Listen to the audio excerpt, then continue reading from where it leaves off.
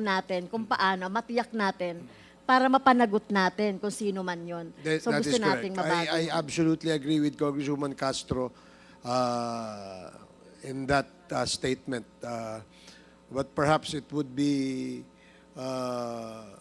shall we say, let's be more focused on the objective of the committee. I'm not saying we're not, you're not correct. No, I'm not saying that, Congresswoman Castro. What I'm saying is that yes, we can get into the details of the findings of Dr. Fortune because this is helpful. However, baka hindi na natin sakop yung isyung yun eh. That's why, yes, summary execution maybe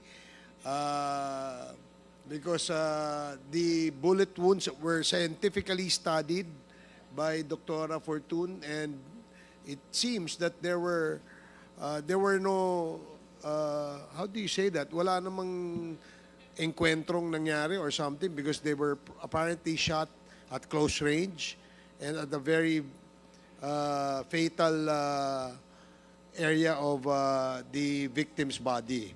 No? Baka, kasi parang heart yung tama at saka ulo eh. So, Yes.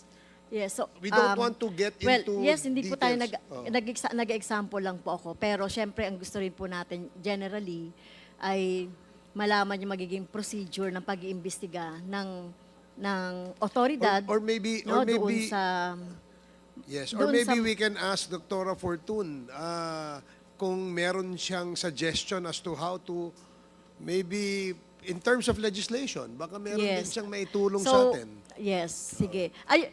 Sige, before that, Mr. Chair, yung po bang mga bullets na na-recover, saan po siya na-turn over? Saan sa pag-autopsy niyo, for example? In this case, I recall that I was asked to turn over the bullets to the National Bureau of Investigation.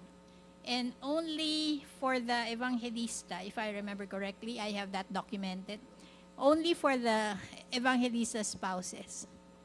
So they were turned over to NBI. I do not know if they were matched with or referenced to certain guns. My job is, my part of the work is to recover them Okay. and properly turn them over, describe them. They are part of the autopsy report. So I have no idea what happened. Okay, thank you, Mr. Chair. So, yung question po, no, meron po ba kayong suggestion na legislation, measures on, siyempre yung sinasabi nyo parang mali yung mga pamamaraan o may kulang doon sa pamamaraan ng, para malaman talaga natin yung cause of death, manner of death, kung paano sa napatay, etc. So, do you have a suggested legislative measure? After coming from training 30 years ago, it was in a medical examiner's office.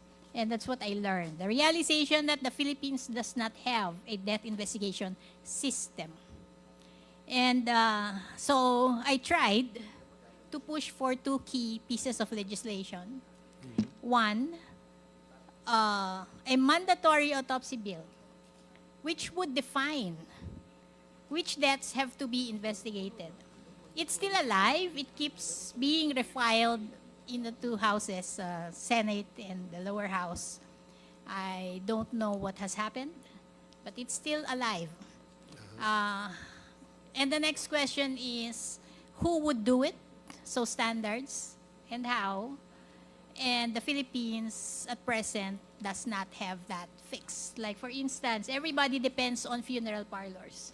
And funeral parlors are meant to embalm, to chemically preserve, not to examine bodies or preserve them as evidence, because bodies are physical evidence. Another key piece of legislation I tried to work on with UP was University of the Philippines Forensic Science Institute. Again, this was decades ago. It never took off. However, there are initiatives in UP supported by the national administration. Executive Secretary Bersamin is very much in on Okay. this. we're trying to push for a forensic medicine training course in the University of the Philippines. And maybe at some point it will evolve into a forensic science institute. I think that's the dream, a national forensic science institute for the Philippines, but we are a long way off. Yes, this representation filed a bill on mandatory autopsy on all deaths, which I sponsored since the last Congress. I also filed a bill on the maintaining a database of all DNAs. It was a bill that was forwarded to me and asked me to sponsor such bill. Until now, we haven't really discussed the details of the proposed legislation. But we will certainly insist in writing our committee report for this quad committee. We will include those proposed legislation. So, I register for the second round po, Mr. Yes, Chair. okay. Thank you. Salamat po, Congresswoman Castro. The next to interpolate is Congressman Romy Acop. You are recognized. Marami pong salamat, Mr. Chair. And before I proceed to the meat of my interpellation, there are certain things to be asked the NBI. We have asked the NBI before in our previous hearing to conduct the official investigation regarding the Wesley Barayuga case. May I know from the NBI what is the status of the investigation? NBI, Director Lavin, do you want to answer? Please proceed po. Please proceed. Yes, Your Honors, Mr. Chair, thank you. For the NBI, we are already wrapping up, or we are concluding the investigations on the Barayuga murder. And in about 3 weeks' time, we shall be filing our cases against those involved. We are only awaiting the results of the forensic examination on the gadgets turned over by the wife of the victim, Attorney Barayuga, and which was turned over also by this was turned over to our agent in Iloilo, Attorney Arnold Diaz, and he applied for warrants to examine the contents of the gadgets. These gadgets were brought to our main office for the examination, and we should be ready with our reports in about 2-3 weeks' time, Your Honors, Mr. Chair. Thank you. In 3 weeks' time, cases will be filed. Did I understand your answer correctly? Yes, Your Honors, Mr. Chair. Thank you. Marami pong salamat. From the PNP, who would represent the PNP? Anybody from the PNP, most highest officer present today?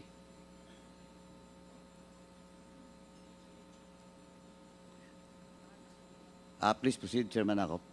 Please identify yourself and your position in the Philippine National Police. Mr. Chair, Your Honors, I am Police Major General Nicolas Salvador, the Director for Operations, Your Honor. Thank you. Naka-attend po ba kayo sa previous hearings ng Quadcom? On the first leg only, Your Honor, but on the succeeding, hindi na, Your Honor. In the hearings of the Quadcom, it was reported by the PNP that there were 6,000 plus cases na nanlaban yung mga victims. Would that be correct? Would you agree with that? Your Honor, may I be allowed to confirm this with the Directorate for Investigation? Yes. Kasi galing naman sa kanila yung data na yun eh. Yes, Your Honor. Dito ka na lang.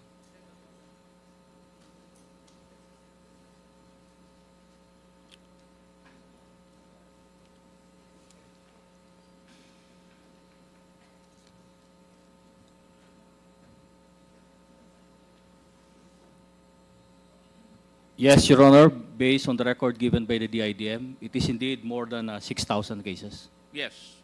Nanlaban po yan. Open and close quotation. These are died in police operations, as indicated on the report, Your Honor.